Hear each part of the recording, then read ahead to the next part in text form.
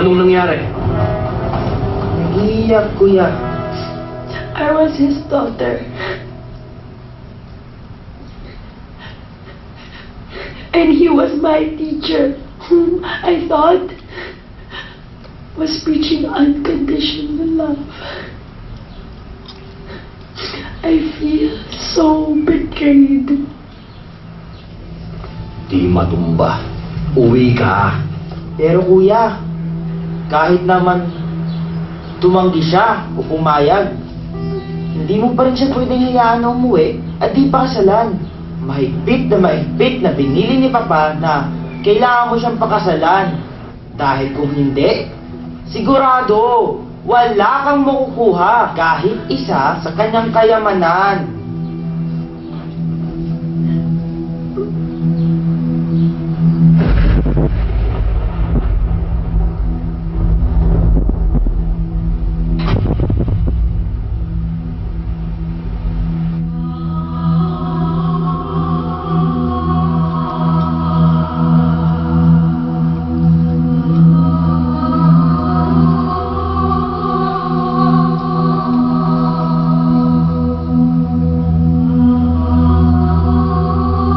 Mayroon bang tumututol sa kasalang ito? Ako!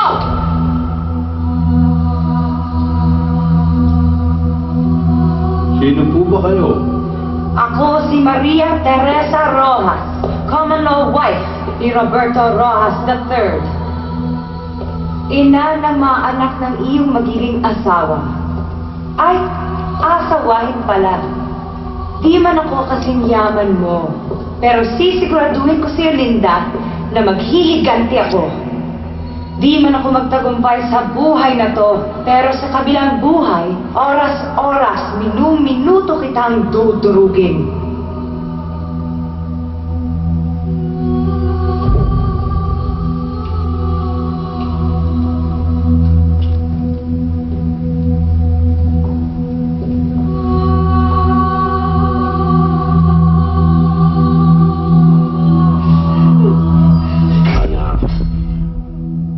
Inilihim namin lahat sa iyo ng iyong mama ang katotohanan. Dahil ayaw namin masaktan ka. Ayaw na po. Alam naman namin na mahal ka ni Roberto. Nakikita naman namin na masaya ka sa kanya, hindi ba? 10 taon na kayo nagmamahalan, Leila. Kaya naman ako naging masaya sa kanya kasi nakikita ko na masaya kayo pag magkasama kami. Uwi na po tayo. Anak, hindi ka na pwedeng umatras. Nakataya ang ating mga negosyo. Ang ating kayamanan. At higit sa lahat, ang aking karangalan. Napagkasunduan na namin ng mga magulang ni Roberto mula pa sa pagkabata ninyo na kayong dalawa ang magpapaunlad sa kayamanan ng ating mga angkan.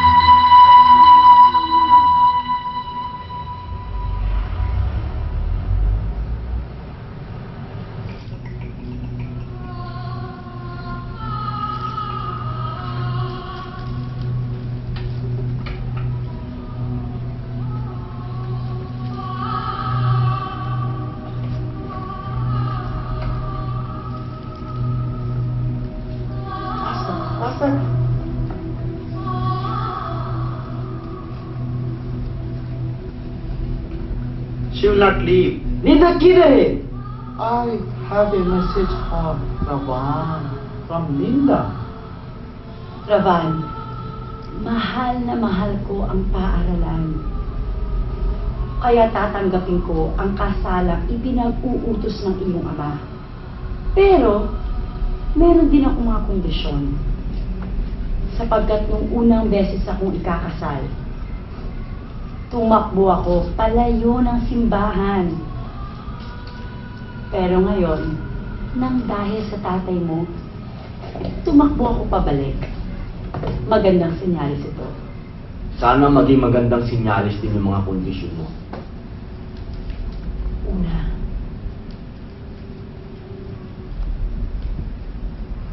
ako ang masusunod sa school. Wala kang karapatan na makialam sa pagpapatakbo ko ng paaralan. Pangalawa, hindi mo ko pwedeng piliting mag-Muslim. Mananatili akong Katoliko. At ikaw, bilang asawa ko, at bilang isang Muslim, magiging kasama ka namin sa ecumenical prayer.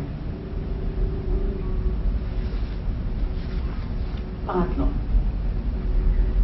wala kang babaguhin sa mga tradisyon at kultura na sinusunod ko. Alam ko na hindi ako alien. Pero tatuhin mo akong isa. Dahil yun ang gusto ko. Ravan?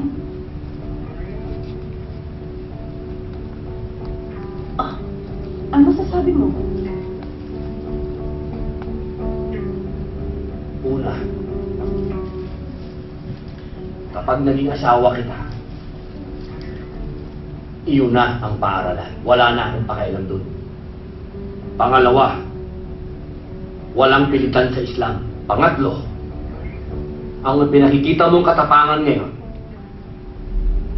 katapangan ng isang Pilipina Ano? na naging Indian.